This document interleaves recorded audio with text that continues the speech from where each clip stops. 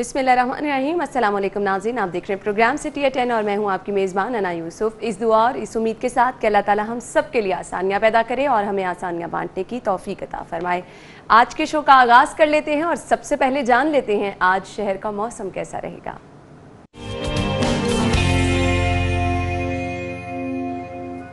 जुनेद रियाज हमारे साथ मौजूद हैं। जी जुनेद, बताइए अपडेट्स क्या हैं? जी, महकमा मौसमियात के मुताबिक आइंदा 24 घंटों के दौरान लाहौर शहर का मौसम गर्म और खुश्क रहने का इम्कान है, लेकिन महकमा मौसमियात का कहना है कि 2 से 3 रोज़ के बाद जो है मौसम ग्रेजुअली जो है वो तब्दील होना शुरू हो जाएगा और दर्जा हरारत में भी मामूली कमी जो है वो देखी जा सकेगी। लेकिन मौसम की तब्दीली के साथ साथ जो है वो एयर क्वालिटी इंडेक्स बढ़ने का भी इम्कान जो हैं वो काफ़ी ज़्यादा हैं और महकमा मौसमियात के मुताबिक जो है आज ज़्यादा से ज़्यादा दर्जा हरारत जो है वो 36 डिग्री सेंटीग्रेड तक जाने का इम्कान है, जबकि सुबह के वक्त कम से कम दर्जा हरारत जो है वो 20 डिग्री सेंटीग्रेड रिकॉर्ड किया गया है। अगर स्मॉग की बात की जाए तो आज भी एयर क्वालिटी इंडेक्स जो है वो 178 रिकॉर्ड किया गया और जैसे जैसे दर्जा हरारत में मामूली कमी आएगी जो फोग है उसके इम्कानात बढ़ना शुरू होंगे, उसके साथ साथ जो है वो स्मॉग भी जो है वो शहर में बढ़ना शुरू हो जाएगी और जो मुख्तलिफ इलाकों में जो कूड़ा क्रिकेट को जलाया जाता है उसको तलफ करने के लिए, तो उस हवाले से भी जो है वो माहिरीन का कहना है कि जो कूड़ा क्रिकेट है उसको आग नहीं लगानी चाहिए। और दूसरा जो कोरोना के बाद ट्रैफिक के भाव में इजाफा हो रहा है उसकी भी वजह बन रही है कि स्मॉग जो है वो आहिस्ता आहिस्ता जो है उसके में एयर क्वालिटी इंडेक्स में इजाफा हो रहा है। इसी तरह अगर हवा में नमी के तनासब की बात की जाए तो सुबह के वक्त हवा में नमी का तनासब जो है वो 55% रिकॉर्ड किया गया है, जबकि शाम के वक्त हवा में नमी का तनासब जो है वो 35% तक जाने का इम्कान है। और हवा में नमी का तनासब कम होने की वजह से भी गर्मी की शिद्दत जो है और हब्स की शिद्दत जो है वो कम हो गई है और महकमा मौसमियात का कहना है कि आइंदा 2 रोज़ तक तो मौसम गर्म और खुश्क रहेगा, लेकिन उसके बाद जो है वो मौसम में तब्दीली आना शुरू हो जाएगी। ठीक है जी, मौसम में तब्दीली आने के इम्कानात भी हैं। बहुत बहुत शुक्रिया जुनेद, आपने मौसम के हवाले से हमें अपडेट किया। शहर की सूरत हाल पर नजर डालते हैं, बढ़ते हैं आज की टॉप स्टोरीज की तरफ। पहली खबर है महंगाई और सियासी गर्मा गर्मी, बल्दियाती इलेक्शन मजीद 5 माह आगे, अब बल्दियाती इंतखाबात जुलाई 2021 तक करवाए जा सकेंगे। आबिद मलिक की रजाकाराना गिरफ्तारी, पुलिस के दावों का पोल खुल गया। 50 लाख के इनाम के ऐलान पर सवालात खड़े हो गए। एक्साइज की नाअहली या कोरियर कंपनी का कसूर, 70,000 स्मार्ट कार्ड गाड़ी मालिकान तक ना पहुंच सके। और लेस्को में 4 करोड़ के ट्रांसफार्मर्स गायब करने का इंकशाफ, superintending engineer grid system operation Rana Ishtiaq ने इख्तियारात का नाजायज इस्तेमाल किया। जी तो नाज़रीन, टॉप स्टोरीज आपने जान ली, डिटेल में डिस्कस करेंगे। स्टूडियो में हमारे साथ हमारे सीनियर रिपोर्टर दुर्रे नायाब मौजूद हैं। अस्सलाम वालेकुम दुर्रे नायाब, क्या हाल चाल है? अल्लाह का शुक्र। बिल्कुल दुर्रे नायाब, बल्दियाती इलेक्शन मजीद 5 माह आगे हो गए हैं, क्या कहेंगे? और जो वजूहात इस दफ़ा बताई गई हैं वो महंगाई और सियासी सूरत हाल है। बड़ा खूबसूरत कम्बिनेशन है हमारी हेडलाइन का और जिसने भी इसको मैशअप बनाया ना बहुत अच्छा बनाया है, क्योंकि ये 3 खबरें ऐड हो गई और तीनों खबरें अपनी नोयत की हैसियत रखती हैं और तीनों एक बहुत बड़े इश्यूज हैं। अच्छा, हम आ जाते हैं इलेक्शन से। इलेक्शन तो पहले भी कहा जा रहा था कि बल्दियाती इलेक्शन इनके बस की बात नहीं है। इन्होंने कभी कहा जमाती इलेक्शन करें, कभी कहा गैर जमाती इलेक्शन करें, फिर इन्होंने अपनी स्ट्रेंथ चेक की कि आखिर हम लाहौर शहर की बुनियादों में कहाँ बसते हैं, कहाँ पे हमारा नाम है और पीटीआई गवर्नमेंट की मकबूलियत कितनी है। और इसी हैसियत से देखा जाए तो लाहौर में आपको पता है बहरहाल मुस्लिम लीग नून का भी जोर है, उनकी भी अपनी बाकियात हैं, उनकी भी जड़ें मौजूद हैं। इस चीज़ को भी एवेलुएट किया गया और ये कहा जा रहा था कि ये एक आर्जी निज़ाम लाएंगे, तमाम सिस्टम को ख़त्म करके टेम्परेरी सिस्टम को चलाएंगे। थोड़ा सा उसको लंबा चलाने के बाद अपने बल्दियाती जो इनके नुमाइंदे हैं, जो इनके हल्के हैं, जो इनके उम्मीदवार हैं, उनको स्ट्रेंथन करने के लिए फंड्स देंगे। फंड्स देने के बाद थोड़ा सा जब वो एक बल्ब, बिजली, लाइट ठीक कराने के काबिल हो जाएंगे फिर उनको इलेक्शन में उतारेंगे। ये चीज़ फोर्सी की जा रही थी और अब तो इसकी तस्दीक हो गई है कि आप 2021 में जो बल्दियाती इलेक्शन ले गए हैं, आप बाकायदा पहले उनका रोड मैप तैयार करेंगे, उनकी इमेज बिल्डिंग करेंगे, उनको थोड़ा सा इलाके में इस काबिल करेंगे कि उनकी शिनाख्त हो और फिर आप उनको इलेक्शन में उतारेंगे। पहले कोशिश ये की जा रही है कि उन इलाकों में अपनी पहचान बनानी लेकिन इसका भी कोई खातिर का फायदा नहीं होगा। वो इसलिए कि उसके बाद आपके पास कितना टाइम रह जाएगा, हार्डली 2 साल। 2 साल में बल्दियाती इलेक्शन होने के बाद जब बल्दियाती नुमाइंदे आके बैठेंगे अपनी पोस्टों पे, साल उनको सेटलमेंट में लग जाएंगे, फिर फंड यूटिलाइजेशन के लिए आपके पास वक्त ही नहीं बचेगा, छोटे मोटे काम लोगों के एंड पे रहते रहेंगे। ये काम आपको पहले साल से ही स्टार्ट करना चाहिए था।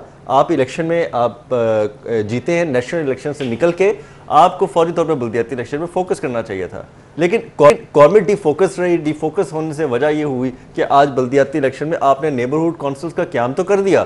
आपने बल्दियाती इलेक्शन में बल्दियाती जो एक्ट है उसमें नफाज करने की कोशिश तो की, आपने उसमें तरमीम भी की, बहुत सारी अच्छी तरमीम भी की, लेकिन क्या हासिल जब उसका एंड रिजल्ट ही आपको नहीं मिलने। और ये वही खौफ है जो अब पहली और दूसरी खबर से हम मुंसलिक करें। बिल्कुल, मैं ये सियासी तमाम तैयारी में ये जो ऑपोजिशन की तमाम तर सरगर्मियां रहेंगी, उससे क्या ये काम मुतासिर? अब इस स्टेज पे जब महंगाई अरूज पे हो चुकी है और आपके जितने भी वुज़रा हैं, सीनियर स्पोक्समैन हैं, वो ये कहते हैं जी कि महंगाई के अलावा सारे इशारे ठीक हैं और हमें बड़े मुस्बत इशारे मिले, महंगाई का एक मसला रह गया है। अच्छा, वो आपका एक तरफ मसला, आप उसको एड्रेस करने के काबिल नहीं रहे, अब बहुत मुश्किल हो गई है।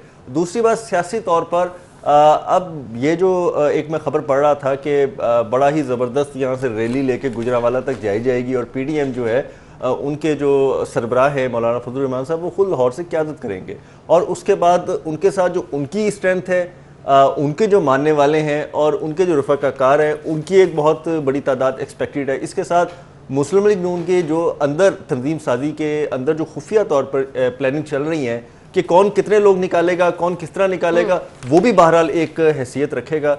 ये तमाम वो फैक्टर्स हैं जो हुकूमत को अभी एक जैम और एक दीवार के साथ धकेलने वाली हरकत कर रहे हैं कि आप अपने फैसलों में तोसी ले रहे हैं, आप अपने जो काम करने वाले हैं उनको आगे ले जा रहे हैं, जो इस वक्त प्रायोरिटीज़ हैं वो सेट नहीं हो पा रही। और लाहौर शहर में मैं बताऊँ आपको कि महंगाई तो सिर्फ हम लाहौर की बात करते थे, अब तो सूबे के तमाम शहरों में वो हालात हैं कि आप तसव्वुर नहीं कर सकते।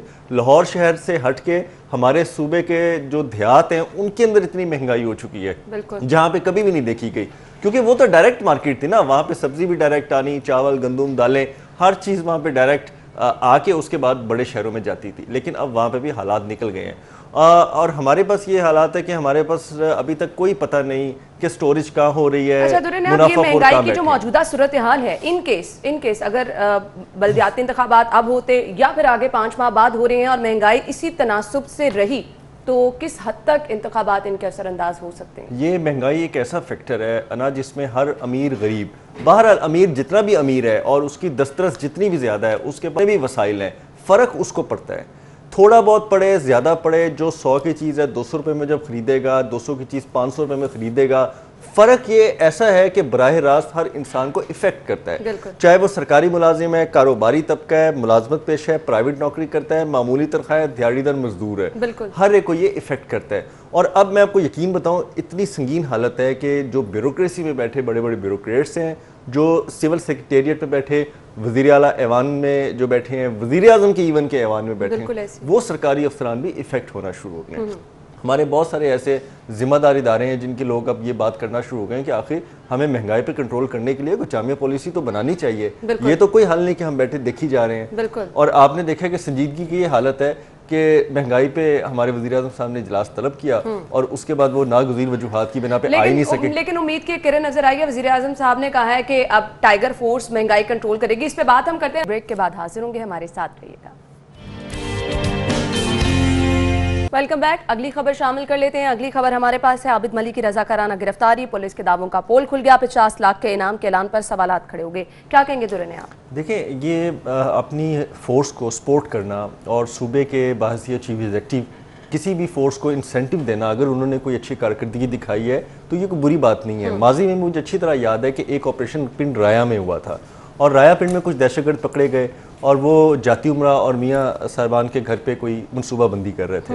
उस हवाले से उस वक्त शहबाज शरीफ साहब की गवर्नमेंट ने वहाँ पे इनाम कराम भी दिया और जो शहीद हुए थे वहाँ पे एक कांस्टेबल, उनको भी उन्होंने इनाम दिया, उनके बच्चों को तमाम तर अखराजात दिए। ये बुरी बात नहीं है। क्वेश्चन यहाँ खड़ा होता है कि पहले आप ये बताएं कि आबिद मलिक गिरफ्तार हुआ या उसने गिरफ्तारी दी। ये एम्बिग्विटी दूर करना बहुत ज़रूरी है। और जब उसके वालिद का बयान आ गया है, देसी सा सादा देहाती आदमी है, कोई बहुत चक्करबाज नहीं लग रहा। मैंने कल पूरा उसका इंटरव्यू अपने 24 चैनल पर सुना है, तो वो कोई इतना चक्करबाज इंसान नहीं लग रहा था, सादा आदमी है। उसने सादा सी बात की कि इस वक्त मेरे बेटे ने मुझे फ़ोन किया, मैंने उसको कहा कि बेटा इस वक्त आ जाओ, तो आपके तमाम रिश्तेदारों को पुलिस पकड़ रही है, जलील कर रही है, जिसमें आपकी बहनें भी हैं, सब हैं। और उसके बाद उसने कहता कि मेरी बात को समझा, उसने कहा जी कि मैं आऊँगा इतने बजे। पुलिस हमारी छत पे सो रही थी, पूरी बात की है उसने। मैंने उनको उठा के कहा कि वो आ गया है पुत्र, उन्होंने तुझे गिरफ्तार कर लो। इतने सादा बयान में भी अगर आईजी पुलिस इस बात पे कायम है कि नहीं जी हमने गिरफ्तार किया है, तो वो फिर टेक्निकली ब्लफ खेल रहे हैं। ब्लफ किस तरह कि अगर मैंने गिरफ्तारी दी भी तो है, तो गिरफ्तार तो पुलिस ने मुझे करना है ना। वो ठीक कह रहे हैं आईजी साहब, अपना काम किया है, गिरफ्तारी आईजी साहब अपने बयान की हद तक बिल्कुल ठीक कह रहे थे कि हमने गिरफ्तार किया। हाँ, अब गिरफ्तारी देने वाले को गिरफ्तार किया कि हमने जाके गिरफ्तारी ली, ये दो पुलिस ने गिरफ्तार की है। अब इस बात पे अगर तो ये बात साबित हो जाती है कि गिरफ्तारी जो है वो आबिद मल्ली और उसके वालिद ने खुद करवाई है, तो फिर ये 50 लाख इनका हक नहीं बनता। फिर ये वज़ीर आला साहब से भी दरख्वास्त करेंगे कि ये कौम की अमानत है, ये रकम इसको किसी अच्छे मकसद के लिए इस्तेमाल किया जाए, इसको पुलिस के शोहदा की वेलफेयर के लिए यूज कर ले। ये इनका राइट नहीं बनता। इतने अरसे से, इतने दिनों से पूरा मुल्क अनार्की में है, पूरा मुल्क जो है वो 33 दिन बाद पूरी अगर गिरफ्तारी हुई भी है और एक इस्तराब की कैफियत है, और आप अचानक एक चीज को इस तरह से हवा बना के कैश कर लेते हैं और उस पर पूरी की पूरी फोर्स ढिठाई के साथ ये बात करती है। अगर उसके वालिद की बात में सदाकत है, मैं फिर ये बार बार रिपीट कर रहा हूँ, तो फिर पुलिस को अपनी कारकर्दगी पे अज़े सरनौ जो है ना वो उसको नजरसानी करनी चाहिए। और आईजी पुलिस को भी, जिन्होंने उनको ये एक फेक रिपोर्ट दी कि जी हमने गिरफ्तारी ली है और हम चले गए जी हमने पता नहीं क्या कर दिया, उनके खिलाफ भी उनको कार्रवाई करनी चाहिए। अदरवाइज जो आपने स्टार्ट में बात की है कि गिरफ्तार तो पुलिस ने किया है, वो तो देखिए टेक्निकली बात है ना। हम चूंकि कम्युनिकेशन के स्टूडेंट्स हैं, हमें ये समझ आती है बातें कि कल को वो कहेगा जी कि मैंने कब कहा था कि जी हमने गिरफ्तार, हमने कहा कि हमने उसको गिरफ्तार किया, चाहे वो खुद आ गया हमारे पास, चाहे हमने जाके गिरफ्तार किया। तो ये टेक्निकल सी बात है। लेकिन इस पे वज़ीर आला ने जो इनाम का ऐलान किया है, मेरा ख्याल उन्होंने अपनी फोर्स को जज्बात की लय में बहते हुए उन्होंने उनको प्रमोट करना, सपोर्ट करना और थोड़ा सा इंसेंटिव देने की बिल्कुल ऑन द अदर साइड हम देखें तो ये चीजें बहुत ज्यादा जरूरी होती हैं हौसला अफजाई के लिए। मैं तो कहता हूँ कि अगर ये साबित हो जाता है कि पुलिस ने ही वाकई गिरफ्तारी इनकी अमल में लाए हैं और आबिद मल्ली के वालिद साहब सही बात नहीं कर रहे, तो इनका राइट है। इनको अच्छी तकरीब में अच्छी तरह इनको सर्टिफिकेट, इनके कमेंसमेंट सर्टिफिकेट्स इनको मिलने चाहिए ताकि वो एक्नॉलेज करें, उनकी मुलाजमतों में भी ये चीज़, उनकी सर्विस फाइलों में भी ये चीज़ एक्नॉलेज हो। लेकिन अगर नहीं है तो फिर ऊपर से लेकर नीचे तक इनको कारकर्दगी में नजरसानी करनी चाहिए। बिल्कुल आपने सही कहा। अगली खबर की तरफ चलते हैं। अगली खबर हमारे पास है महकमा एक्साइज से, जहां पर अब ये नाअहली है। आई डोंट नो, ये हमेशा से होता आ रहा है, बहुत सारे लोग इसकी शिकायतें भी करा चुके हैं दर्ज। 70,000 स्मार्ट कार्ड हैं जो कि गाड़ी मालिकान तक नहीं पहुंच पाए हैं। अब कोरियर कंपनी की वजह से भी डिले हो जाता है और हमने बारहा दुर्रे नायाब, आप एग्री करते हैं, कितनी सारी नंबर प्लेट छतों पर पड़ी हुई बेकार हो जाती हैं लेकिन वो मालिकान तक नहीं पहुंचती हैं। क्या कहेंगे? अच्छा, ये हमने जितनी बार भी खबर दी ना, उसके बाद हुआ क्या, कभी उन्होंने कंपनी चेंज कर दी, कभी उन्होंने टेंडर लगा के किसी नए कंपनी को काम दे दिया, कभी उन्होंने मसला झुका तो कोरियर कंपनी चेंज कर दी, लेकिन हालात संगीनी तक की कभी एड्रेस का बहाना डाल दिया जाता है। इस तरह है जी कि अब वो कहते हैं जी कि एक फास्ट फीस दें और काम जल्दी करा लें। अच्छा, ये जो एजेंट्स होते हैं और ये जो माफिया होता है ना, इनके नाम तब्दील करने के भी बड़े मजे के नाम होते हैं। यानी कि जो रिश्वत का नाम उन्होंने फास्ट फीस कर दिया है। अब फास्ट फीस दे, फास्ट मनी दे और फौरी तौर पे अंदर आपकी फाइल भी प्रोसेस, आपका टोकन सिस्टम भी बाईपास, आपकी जो नंबर प्लेट्स हैं वो विद इन टाइम आपको मिल जाती हैं, सब कुछ हो जाता है। बस आपको क्या है, 2-3-4 हज़ार रुपये एक्स्ट्रा देने हैं और आपका काम हो जाएगा। लेकिन जो जेन्युइन सार्फिन है, जिनको ये रूल्स नहीं पता, बहुत सारे ओवरसीज है जिनको नहीं पता कि पाकिस्तान में पहिए कैसे लगाए जाते हैं, वो वेट करते रहते हैं आज कोई कोरियर कंपनी वाला आए और आज दे जाए। दो चीज़ें इसमें और भी अहम है कि कोरियर कंपनी का जब नुमाइंदा आता है तो वो अगला बंदा मौके पे नहीं मिलता, उसके किसी के घर में कोई बंदा मौजूद नहीं होता, कुछ और चीज़ें हैं जो मुश्किलात का शिकार होती हैं। तो ऐसे में एक मैकेनिज्म ये होना चाहिए कि कोरियर कंपनी का जो ऑफिस है, जो फ़ोन नंबर है, उसकी एक्सेस घर वालों को दे देनी चाहिए कि जैसे ही दुर्रे नायाब आए उसको बताएं कि उसका ये कोरियर आया हुआ है, हम आए थे, हमने अपना फ़र्ज़ पूरा किया, अब वो आके हमारे दफ्तर से वसूल कर लें। ये भी ऑप्शन देनी चाहिए, बहुत सारे मसले आपके सॉर्ट आउट हो जाएंगे। क्योंकि अब ज़िंदगी इतनी तेज़ है, कारोबार हैं, आपके घर के इतने मसाइल हैं, आप हर वक्त तो घर पर बैठ के या एड्रेस पर बैठ नहीं सकते। और फिर कुछ कोरियर कंपनियों का इतना ज़्यादा ये स्ट्रिक्ट होता है कि वो देखते हैं कि क्या वाकई ही दुर्रे नायाब के नाम का जो ये कार्ड है हमने उसी को देना है, उसकी वेरिफिकेशन करते हैं, फिर उसके हैंडओवर करते हैं।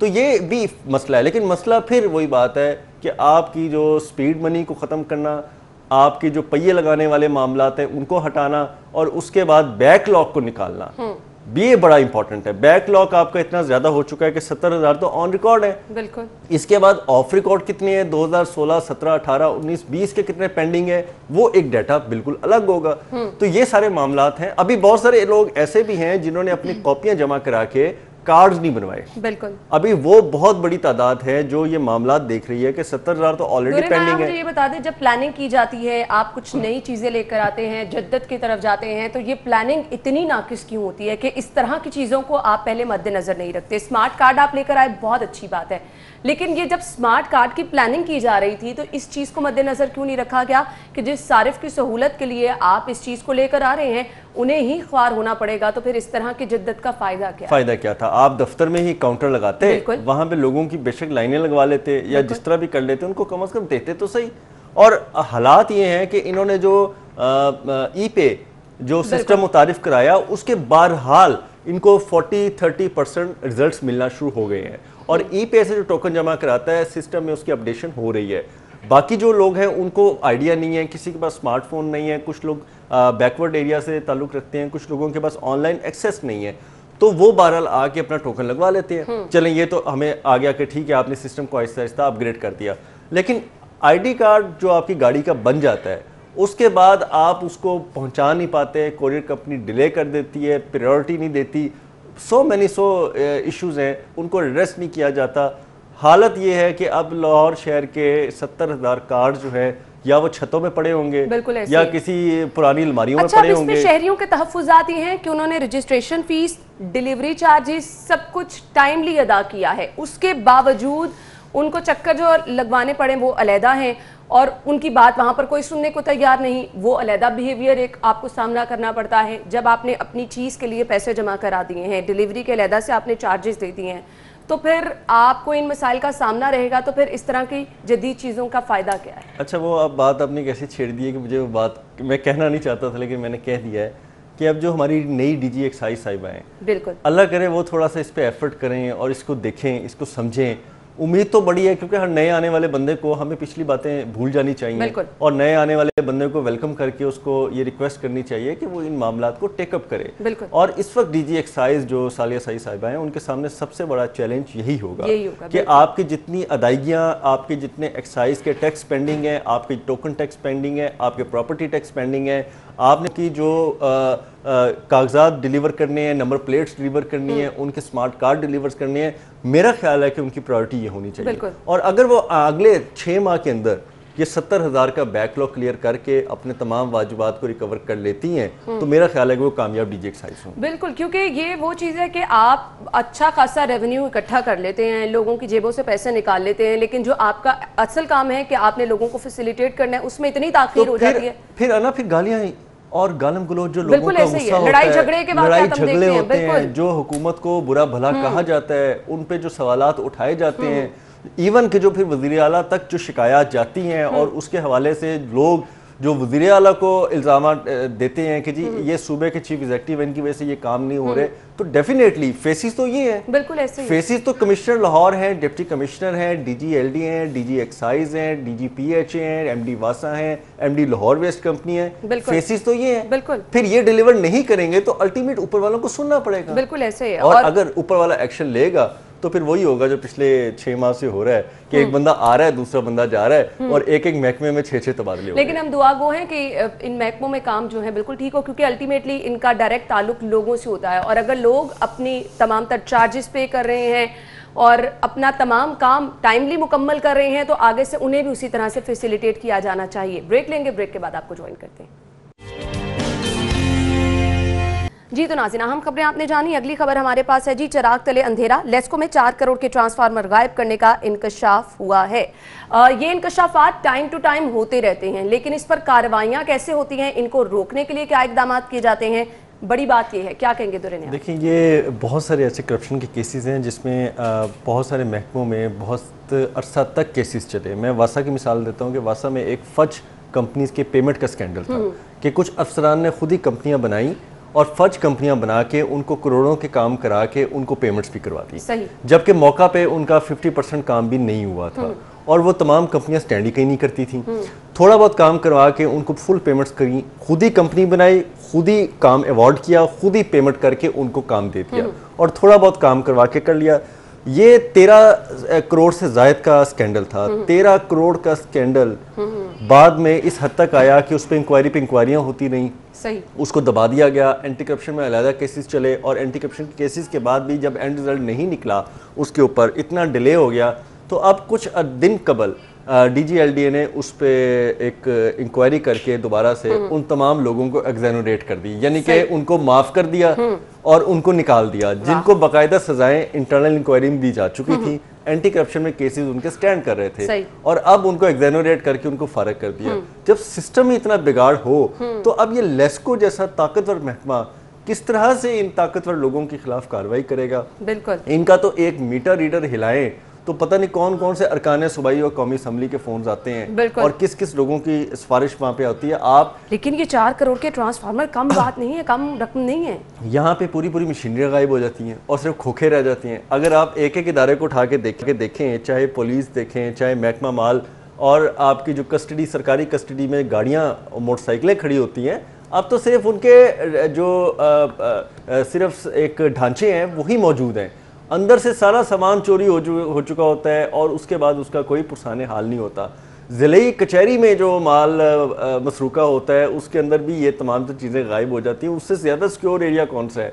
आप लेस्को की बात करती हैं, लेस्को की तारें चोरी होना, लेस्को के जो ये ट्रांसफार्मर चोरी होना, उसके बाद इसके अंदर रिपेयर मेंटेनेंस के अंदर जितने घपले हैं, अगर सिर्फ उनकी तहकीकात शुरू कर दी जाए तो एक एक अफसर जो है वो करोड़ों रुपए मालियत का जो है आपको असासे का नजर आएगा, चाहे वो SDO है चाहे वो XCN है, लेकिन उस पर हाथ कोई क्यों नहीं डालता?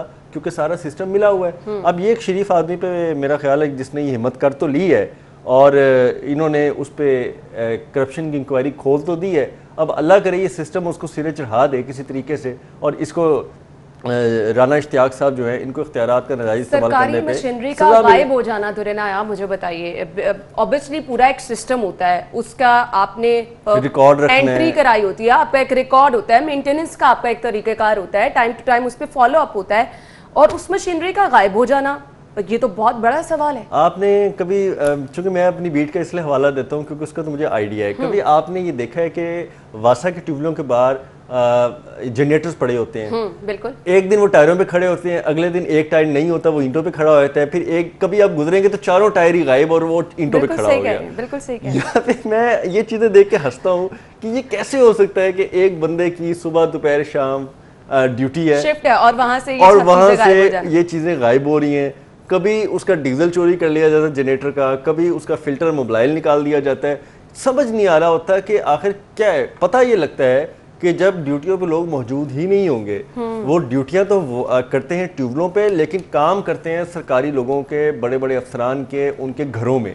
तो फिर यही होना है कि पीछे कोई वाली वारिस नहीं होता और यहाँ से चोरी होता है। ये ट्रांसफार्मर्स का जो हालात है, ये बाजुकात ये भी होता है कि ये चोरी करवा के उसको रैंडम एक कंप्लेंट में डाल देते हैं कि जी इस आबादी का, इस चीज़ का ट्रांसफार्मर चोरी हो गया, और स्टोर से बहुत सारा सामान जो है वो पहले एंटाइटल करते हैं, उसको एनलिस्टमेंट करते हैं, उसकी लिस्ट में एंट्री करते हैं, उसके बाद एंट्रियां गायब कर देते हैं और किसी वक्त मौका देख के वो सारा सामान चोरी हो जाता है। ये बिल्कुल ये लेस्को में भी हो रहा है। जबरदस्त प्लानिंग यहाँ पे की जाती है ना, कभी ये काम पे कर दी जाए तो मेरे ख्याल क्या बात है। काम वाला टाइम हमने नहीं करना, ये प्लानिंग आपके तमाम सरकारी महकमों में आपको नजर आएगी कि किस तरह चोरी करके आपका सरकारी माल मसरूका जो है, आपकी जो माल आपकी सरकार की कस्टडी में है, वो किस तरह चला जाता है। ये मैं आपको, अच्छा ये तो बहुत मामूली सी बात है, LDA एवेन्यू 1 सोसाइटी के अंदर तो तमाम तनसीबात ही लोग उड़ा के ले गए। 2003 से पेंडिंग मामला था, चलता रहा, खंबे सिर्फ मौजूद रह गए, खंबे की तारें चोरी हो गई, ट्रांसफार्मर चोरी हो गए, लाइटें चोरी हो गई, और किसी को कुछ पता नहीं था। उसके बाद 2015-16 में जब DGLDA हाथ चीमा थे, उन्होंने आगे दोबारा ये सारी चीजें लगवाई। यहाँ पे पूरी दिन दिहाड़े चलते फिरते आपके ट्रांसफार्मर, आपकी तारें उतर गई, और इसमें बहरहाल कहीं ना कहीं लेस्को भी जिम्मेदार था, उनकी भी इंस्टॉलेशन थी, किसी को कोई पता नहीं, करोड़ों रुपए का वो सामान चोरी हो गया। ये तो फिर स्टोर से बड़ा आसान है कि किसी को पता ही नहीं कहां पड़ा है। ये चीजें तो वाज़ेह हैं कि ये सब चीजें आपके अंदर के लोग ही कर रहे होते हैं और एक दूसरे को आप सेफ भी कर रहे होते हैं। आप देखें ना, आप ये हमारी टेबल पे अखबार पड़ा है, ये गिलास पड़ा है, ये कप पड़ा है, अब ये रोज पड़ा होता है, ये एक दिन नहीं होगा, आप और मैं चुप रहेंगे, हम दोनों को पता होगा कि यहाँ से ये चीज गायब हो गई है। सेम एज आपके स्टोर में एक सामान पड़ा है, उसकी रोज गिनती होती है, बंदा आके गिनता है और गिनने के बाद उसको वेरीफाइड करता है। अगर एक एक आइटम भी वो निकालना शुरू कर दे और ऊपर से लेकर नीचे मिला हो तो एंट्रियां मिटाना मैनुअल सिस्टम है, तो कोई कबाहत नहीं है। यहाँ तो कंप्यूटराइज सिस्टम को आप पकड़ के बिल्कुल चेंज कर देते हैं, कंप्यूटराइज सिस्टम से आप एंट्री उड़ा देते हैं। तो ये अब इंक्वायरी जो खुल गई है, क्योंकि ये लेस्को में मैंने कभी किसी को बहुत बड़े बंदे को सजा होते नहीं देखा। चले मैंने आपको वासा की मिसाल दी कि बंदों को सजा हुई लेकिन वो एपेलेंट अथॉरिटी में जाके माफीनामा ले आए। यहाँ पे ये सजा ही दे लें किसी को करार वाकई तो बहुत बड़ी बात होगी, रिकवरी नहीं हो सकती। बिल्कुल रिकवरी तो नहीं हो सकती, लेकिन सजा हो जाए, कम से कम दूसरे लोग इससे एक्टिव हो जाते हैं कि उनकी भी पकड़ हो सकती है। नाज़रीन ब्रेक लेंगे, हम ब्रेक के बाद आपको ज्वाइन करते हैं। ब्रेक के बाद आपको एक बार फिर से खुशामदीद कहेंगे और अगली खबर शामिल कर लेते हैं। अगली खबर हमारे पास है जी, तरक्याती स्कीमें मुकम्मल करने में शहर लाहौर का आखिरी नंबर। राव दिलशाद साहब की ये खबर है जी। दुरे नयाब चलें, पीटीआई की एक बात तो सच साबित होगी ना कि लाहौर में बड़े पैसे लगते हैं और हम लाहौर शहर के बाद वसाइल जो है पूरे पंजाब में लेके जाएंगे, लेकिन पंजाब तक नहीं पहुंचे वसाइल, लेकिन लाहौर में आपने वसाइल कम कर दिए और आपने उसका आखिरी नंबर साबित कर दिया है कि जी हमने लाहौर को खुडे लाइन लगा दी है। कहाँ पे ये लाहौर जो है वो तरक्याती वसाइल जनरेट करने और उनको एक्सपेंड करने में दोनों में नंबर 1 था। सही। जो पैसे लाहौर शहर के टैक्स रेवेन्यू में जनरेट होते थे वो लाहौर शहर पे अगर लगाए जाते थे, उसके बाद यहीं से जो मौके बनते तान की आपको एक शनाख्त मिलती थी। बलूचिस्तान से लोग आके नौकरियां करते थे, सिंध से आते थे, केपीके से आते थे, अब वो चीज़ें नहीं रही। और डोनर जो इंटरनेशनल्स हैं वो भी किसी जगह देख के इन्वेस्ट करते थे, तो उनका भी जो इन्वेस्टमेंट की और जो डोनेशन की होती थी प्रायोरिटी, वो लाहौर शहर के हवाले से होती थी। अब वो चीज़ें नहीं रही। आपने लाहौर शहर को इतना पीछे धकेल दिया है कि हम तरक्याती मंसूबे शुरू तो करने की क्या पोजीशन में, हम मुकम्मल करने की पोजीशन में रहे। आज हमारे पास इतने फंड्स भी नहीं है कि हम ठेकेदारों की अदाइयाँ करके उनको आगे चला सकें। लाहौर शहर के तमाम प्रोजेक्ट रुके पड़े हैं। फिरदौस मार्केट मंसूबा जो कि एलडीए का ऑन सोर्स प्रोजेक्ट है, उसके फंड्स अब तक इनसे मैनेज नहीं हो पा रहे, वो काम मुकम्मल नहीं हो रहा। 4 अक्टूबर को आपने इफ्तिताह करना था और आज आप देखें क्या। अच्छा, बहुत सारे मामलात में तो मिस मैनेजमेंट जो है उसकी वजह से ये सब चीज़ें हैं, तो ये मिस मैनेजमेंट की वजह से ही आपकी स्कीमें, तरक्याती स्कीमें जो है मुकम्मल नहीं होते। बाज़-औक़ात आपके पास फंड्स हैं भी, आप उनका टाइमली इस्तेमाल नहीं कर पाते हैं। इस चीज़ पे क्या पूछने वाला कोई नहीं होता? मेरा तो ख्याल है कि ये खुश होते हैं इस चीज़ को दिखा के और बहुत सारे अपने जो मौक़िफ़ की तायीद करवाते हैं इस तरह की ख़बरों से कि जी हमने लाहौर को देखें कहाँ पे कर दिया है। अब हम वो पैसे नहीं दे रहे जो लाहौर को बड़े नाजायज़ दिए जा रहे थे। इन्होंने हमेशा ये बात की है कि जो लाहौर को बड़े नाजायज़ पैसे दिए जा रहे थे, लाहौर के साथ जी बड़ा वीआईपी सलूक हो रहा था और बाकी पंजाब को सतेला बनाया जा रहा था। इन्होंने हमेशा ये बात की है और आज आप देख लें कि बात यहाँ तक पहुँच गई है कि हम आखिरी नंबर पर आ गए हैं। ठीक है, आप लाहौर को और पैसे ना दें क्योंकि आपके पास पैसे ही नहीं है, आप देने की पोजीशन में नहीं है। दूसरी बात है, आप कोई स्कीम ना स्टार्ट करें क्योंकि आपने सोचना ही नहीं, आपने लाहौर की बेहतरी के लिए काम ही नहीं करना, आप ना सोचें। लेकिन जो ऑलरेडी प्रोजेक्ट्स चल रहे हैं, जो ऑलरेडी तरक्याती स्कीम है, एटलीस्ट उनको प्लानिंग करके रीप्लान करके उनको ख़त्म करें, वो आपकी गुडविल है। उसकी सज़ा PMLN हो गई, पीपल्स पार्टी हो गई, उसकी सज़ा लोगों को क्यों दी जा रही है?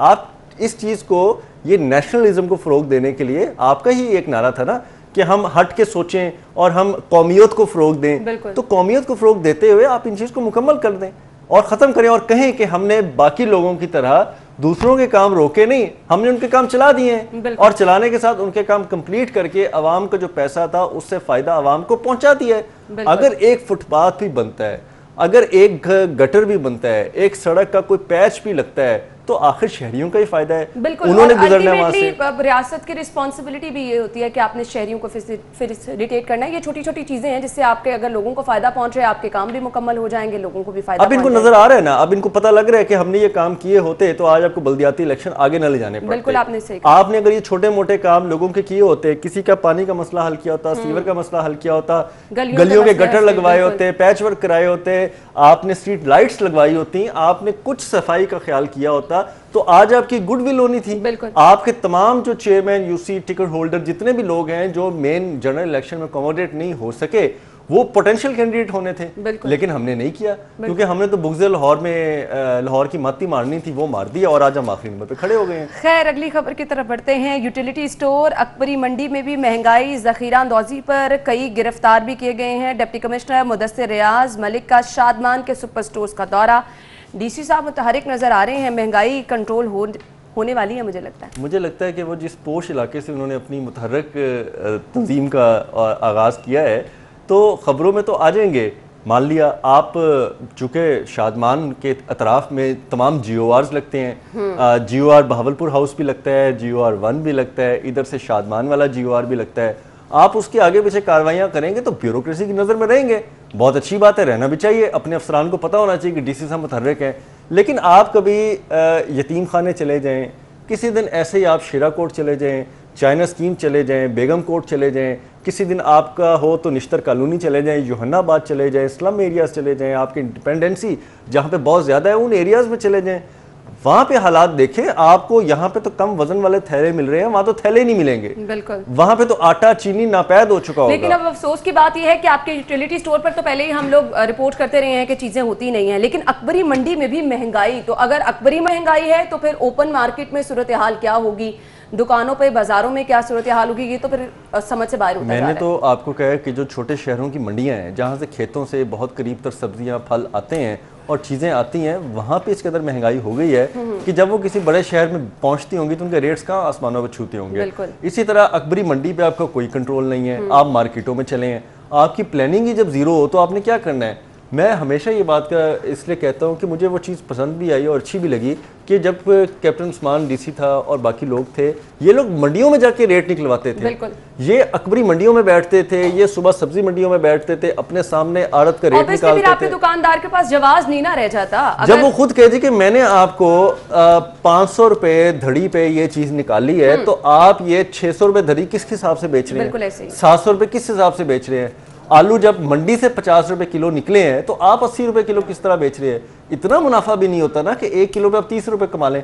इस वक्त तो हालात ये हो रहे हैं कि हम किलो पे 30-30, 40-40 रुपए कमा रहे हैं और कोई पूछने वाला नहीं है। अल्लाह ताला ही रहम करे, हालात तो बहुत खराब है। थैंक यू सो मच, बहुत बहुत शुक्रिया आपके वक्त के लिए। नाज़रीन, ब्रेक लेंगे, आप हेडलाइंस जानिए, जिसके बाद हम शो में दोबारा हाजिर होते हैं। ब्रेक के बाद प्रोग्राम में आपको खुश आमदीद कहेंगे और अभी एक टिप है मेरे पास, बहुत मजे की इसलिए क्योंकि वो मीठी टिप है। जी तो नाज़रीन, अक्सर औकात ये होता है कि जल्दी जल्दी में मेरी तरह बहुत सारे लोग ब्रेकफास्ट करना भूल जाते हैं। ऐसे में जब आपकी एनर्जी लो हो रही हो, आपके पास टाइम भी कम है, इतना टाइम नहीं है कि आप नाश्ता कर सके। वैसे तो बहुत बुरी बात है अपना नाश्ता स्किप करना, लेकिन अगर कभी ऐसा हो जाए तो आप इस्तेमाल कर सकते हैं जी कैडबरी मोरो, क्योंकि इसमें परफेक्ट कॉम्बिनेशन है कैरेमल और चॉकलेट का। और फिर जब आप मोरो का इस्तेमाल करते हैं तो आपकी एनर्जी लेवल जो डाउन होता है वो भी परफेक्ट हो जाता है। इसका इस्तेमाल जो है बच्चे भी कर सकते हैं, बच्चों के लिए तो बहुत ज़बरदस्त है और बच्चे तो वैसे भी चॉकलेट्स और मीठा बहुत ज़्यादा पसंद करते हैं। कैरेमल और चॉकलेट का ज़बरदस्त कॉम्बिनेशन है और इसके साथ साथ बहुत सारे लोगों की फेवरेट भी है। तो मेरी फेवरेट है हमेशा से मोरो, और मैं आपको भी सजेस्ट करती रहती हूँ कि आप भी अगर जल्दी में कभी ब्रेकफास्ट करना भूल जाए या फिर कभी आपका कोई मील स्किप हो जाए और आपको काम के दौरान भूख लगती है, तो मेरी तरह आप भी इस्तेमाल कर सकते हैं कैडबरी मोरो का। जी तो नाज़रीन, आपको ये ज़बरदस्त मीठी सी टिप तो मैंने दे दी है। आगे बढ़ते हैं, सेगमेंट्स शामिल कर लेते हैं, जान लेते हैं आज के भाव क्या हैं।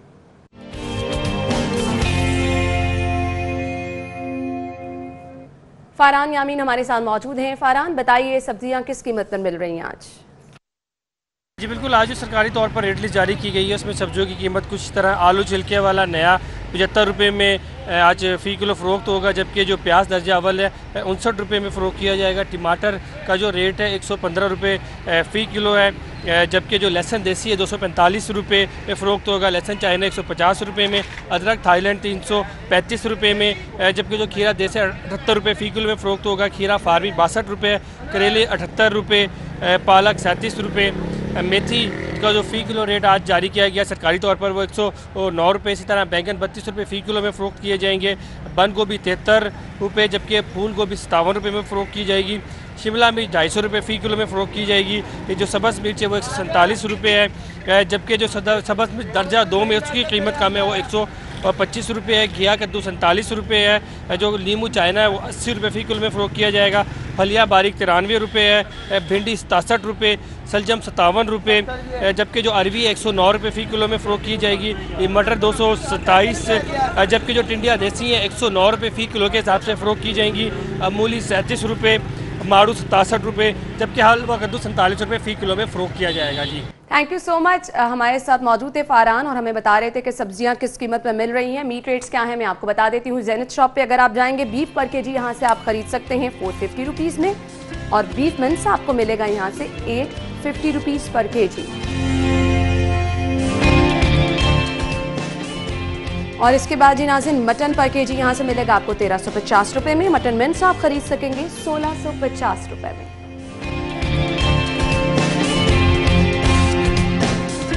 गवर्नमेंट रेट के मुताबिक मार्केट में जिंदा मुर्गी आपको मिलेगी 174 रुपये में, और इसका बना हुआ गोश्त 252 रुपये किलो में आप खरीद सकते हैं।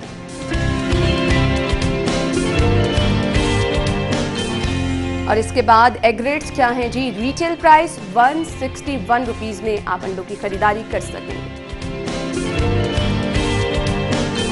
अगर आप जाएंगे होलसेल से खरीदारी करने के लिए तो 159 रुपीज़ में आप अंडों की खरीदारी कर सकते हैं।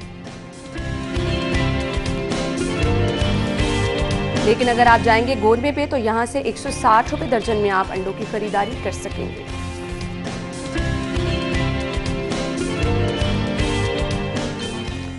तो नाज़रीन इसके बाद आगे बढ़ते हैं और कुछ बात कर लेते हैं बचत की, बचत बाजार में।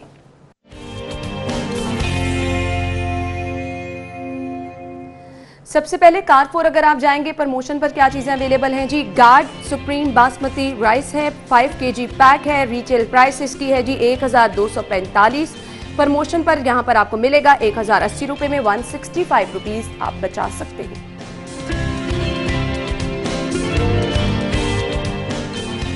जी तो नाज़रीन नेक्स्ट है जी प्लेन पराठा हमारे पास, और रिटेल प्राइस इसकी है 640 रुपये, प्रमोशन पर मिलेगा आपको 525 रुपये में, आप इस पे सेव कर सकते हैं 115 रुपये।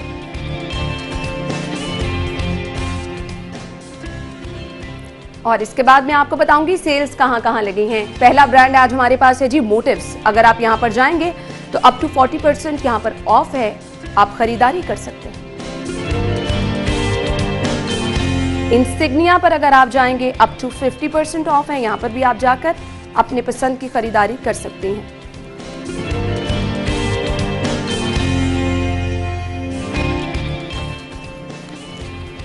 जी तो नाज़रीन सेल्स और प्रमोशन आपने जान ली, आगे बढ़ते हैं और शामिल कर लेते हैं मोबाइल रेट। सबसे पहला मोबाइल आज हमारे पास है जी हुवावे P30 लाइट, कीमत इसकी क्या है 39,999 रुपये। हुवावे नोवा 7i 41,999 रुपये में आप खरीद सकते हैं। नेक्स्ट मोबाइल है हुवावे ऑनर 9 47,999 रुपये इसकी प्राइस है।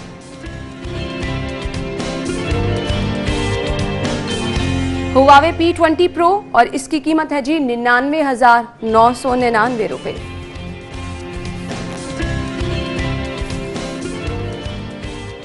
और अब अगला सेगमेंट शामिल कर लेते हैं, जान लेते हैं माल का हाल।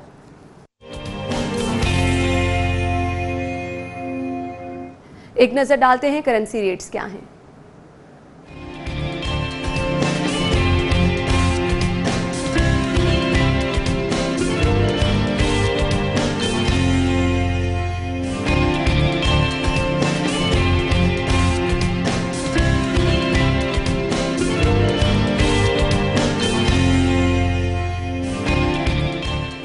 जी तो नाज़रीन माल का हाल तो आपने जान लिया, अब कुछ बात कर लेते हैं उस छुपे टैलेंट की जिसका हम अक्सर जिक्र करते रहते हैं कि हम उस छुपे टैलेंट से आपको मिलवाते रहेंगे।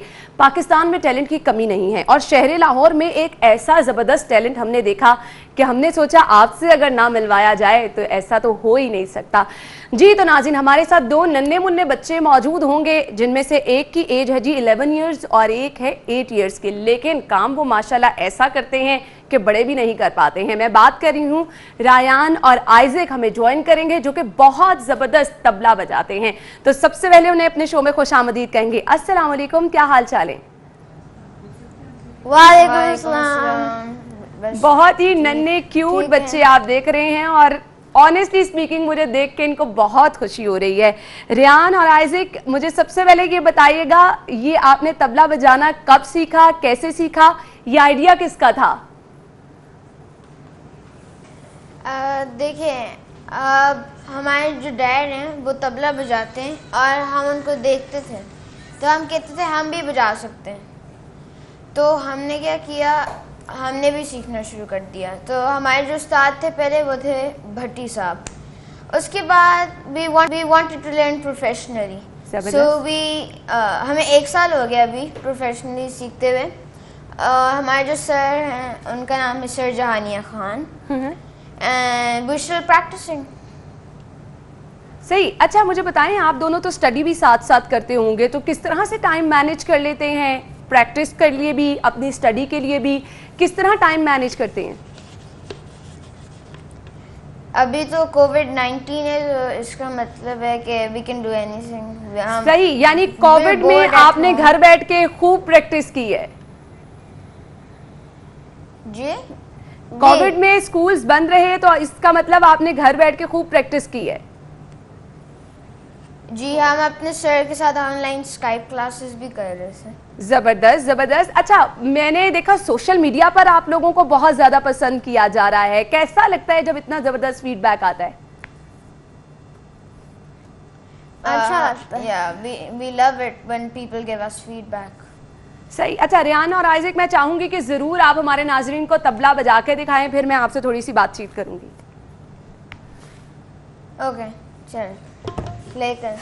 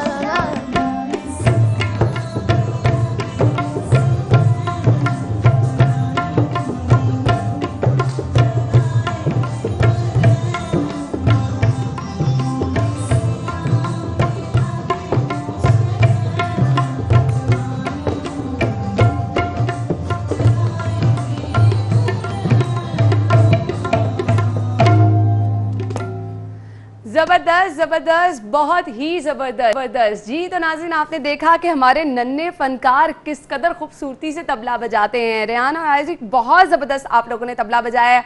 मुझे आखिर में ये बताएगा, फ्यूचर प्लान्स क्या हैं, क्या करना चाह रही हैं आगे?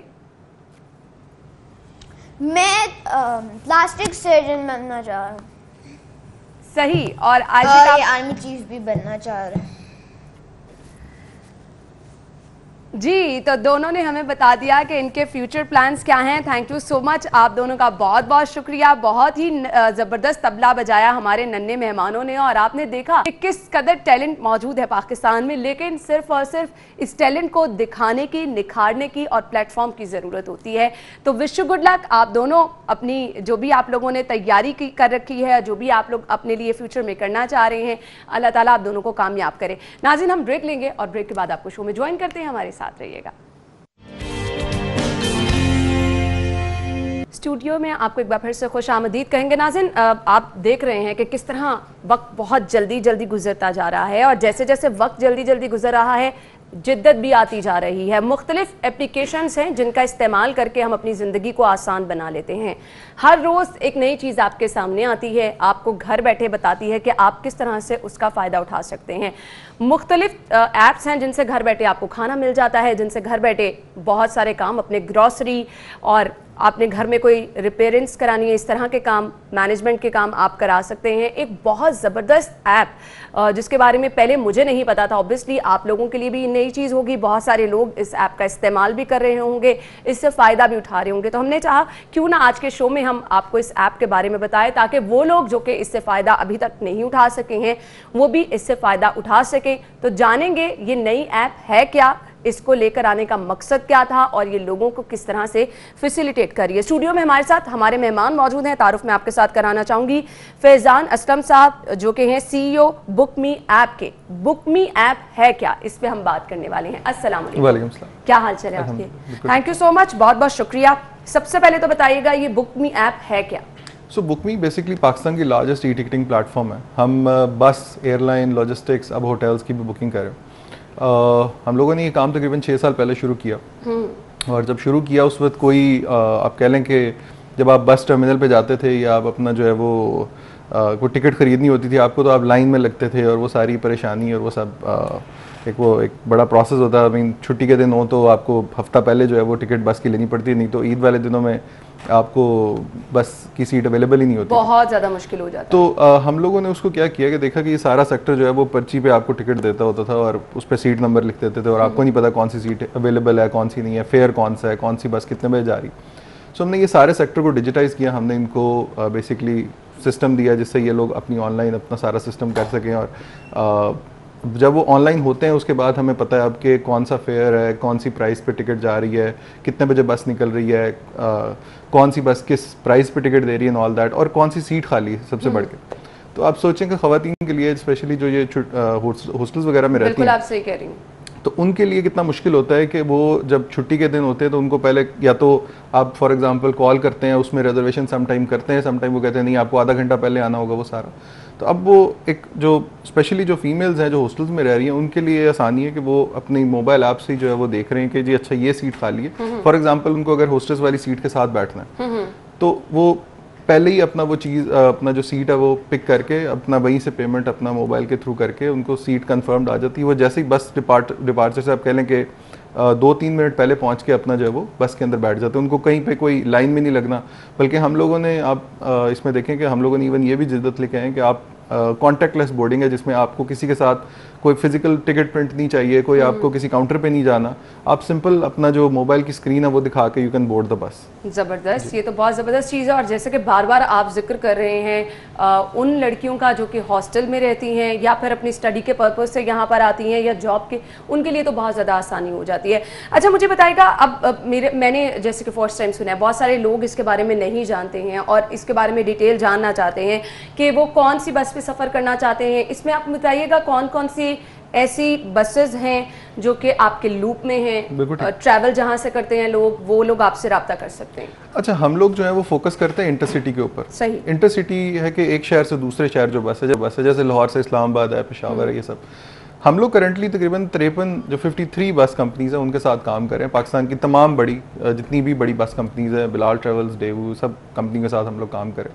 ना सिर्फ ये बल्कि हम लोगों के पास जो फेयर्स होते हैं वो 35% लेस होते हैं as compare to terminal price. यानी कि अगर आप टिकट काउंटर से जाके लेते हैं तो 1000 की टिकट आपको 1000 में मिलती है। ज़बरदस्त बात है। और ईद के दिनों में तो हम देखते हैं वैसे ही टिकट्स बढ़ा दिए जाते हैं। एग्जैक्टली, हम लोग अलबत्ता ईद है, आम दिन है, कि वीकेंड है, सब पे जो प्राइस है वो अप टू 35% लेस होती है। यानी कि आपको 1000 वाली टिकट 650 में पड़ रही होती है अगर आप ऑनलाइन बाय करते हैं। सो कन्वीनियंस है, प्लस आपको जो है वो डिस्काउंट मिल रहा है, प्लस आप ज़रूरी नहीं है कि तो बुक मी एक एप्लीकेशन बाय द वे नहीं है, ये एप्लीकेशन से बहुत बढ़ के है। सो हम लोगों ने एक पूरा इकोसिस्टम क्रिएट किया है, आप कह लें कि इस ट्रांसपोर्टेशन सेक्टर का, जो इंटरसिटी मूवमेंट का। कैसे?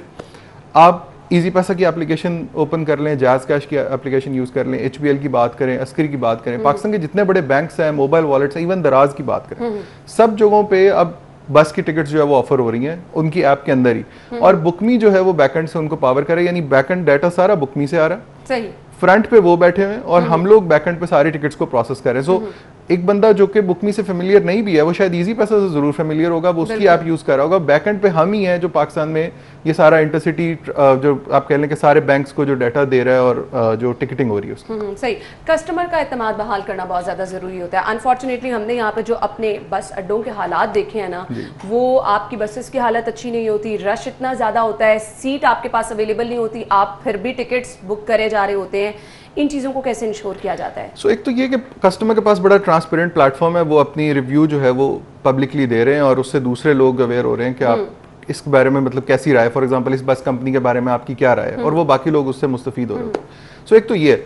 दूसरा ये है कि हम लोग इंश्योर करते हैं कि कोई भी अगर क्योंकि हमारा कस्टमर सपोर्ट इज 24/7, सो 24 घंटे जिस बीट ईद डे और एनी हॉलीडे और कोई भी दिन है, आप रात के बेशक 3 बजे 4 बजे भी कॉल करें, there is somebody at the customer support जो आपको हेल्प कर रहा होता है। सो हम लोगों का जो अब कोई भी इशू आता है कोई इस किस्म का, जाहिर है बस ड्रॉप हो सकती कोई भी है, तो फौरी तौर पे इवन अपना अगर फॉर एग्जांपल कोई और बस नहीं भी डिपार्ट हो रही है, हम इमीडिएटली उनको दूसरी किसी कंपनी में एडजस्ट करते हैं ताकि उनका ट्रिप जो है वो अपना जो प्लान किया हुआ है वो उस पर ऊपर रहे। सही। अच्छा, मुझे बताइएगा कि इस पे ट्रिप प्लान्स जैसे कि आपने खुद जिक्र किया, आप अपने फैमिली ट्रिप फ्रेंड्स के साथ इस तरह की बुकिंग भी आप करा सकते हैं? बिल्कुल, आप अपनी वो तो आपके ऊपर, आप अपनी फैमिली के साथ जाएं और बल्कि जब अब ये रिसेंटली जो होटल्स इंट्रोड्यूस किए हैं उसका क्या है कि आप पूरा ट्रिप अपना प्लान कर सकते। फॉर एग्जांपल अगर आप जा रहे हैं लाहौर से इस्लामाबाद, सो आपको ऑप्शन है कि आप अगर फॉर एग्जांपल फैमिली के साथ जा रहे हैं, यूनिवर्सिटीज वगैरह जाते हैं, एब्सोल्युटली, तो आप बिल्कुल अपनी जो है वो साथ होटल की बुकिंग कर सकते हैं। होटल्स भी बाय द वे बुकमी के ऊपर जो होते हैं वो अबाउट को 15% लेस हैं एज कम्पेयर टू जो होटल का अपनी प्राइस ऑफर करते हैं। जबरदस्त, ये भी एक बहुत ज़बरदस्त ऑप्शन है।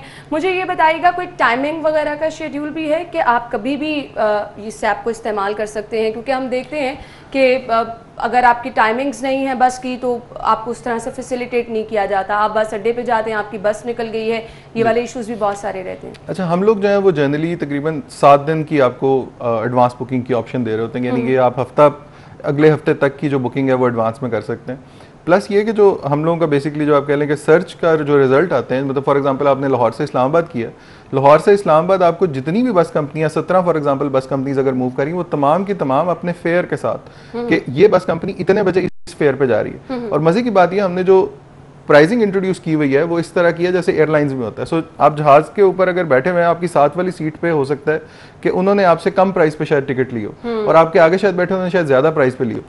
यही मॉडल हम लोगों ने बस के अंदर इंट्रोड्यूस किया पाकिस्तान में, और इस पर तकरीबन 11 कंपनीज है जो इसी मॉडल पे चल रही हैं कि हर बस की सीट मुख्तलिफ प्राइस पे सेल हो रही है। तो आप अगर पहले लेते हैं आइडियली तो वो ज्यादा आपको चीपर पड़ती है, अगर आप एंड पे लेते हैं तो शायद वो आपको महंगी पड़ेगी। सो एडवांस में लोग जो ले रहे हैं वो ज्यादा डिस्काउंट आप कह लेंगे ले सकते हैं। तो वो सारी प्राइजेस हर बस के कौन से टाइम वाइज वो आपको सर्च रिजल्ट में आ रही होती है, वहीं से यू कैन चूज कि आपको कौन सी बस प्रेफर कर मतलब करें। चैलेंजेस बहुत ज़्यादा रहे कोविड की वजह से, हमने देखा ट्रांसपोर्ट मुकम्मल तौर पर बंद होगी, उस दौरान आपकी क्या प्लानिंग रही? अभी भी क्योंकि कोविड का खतरा तो है ही, तो किस तरह से इस चीज़ को इंश्योर किया जा रहा है कि कम से कम वो लोग जो कि सफ़र कर रहे हैं उनकी केयर भी तो आप ही लोगों ने करनी है ना? बिल्कुल सही।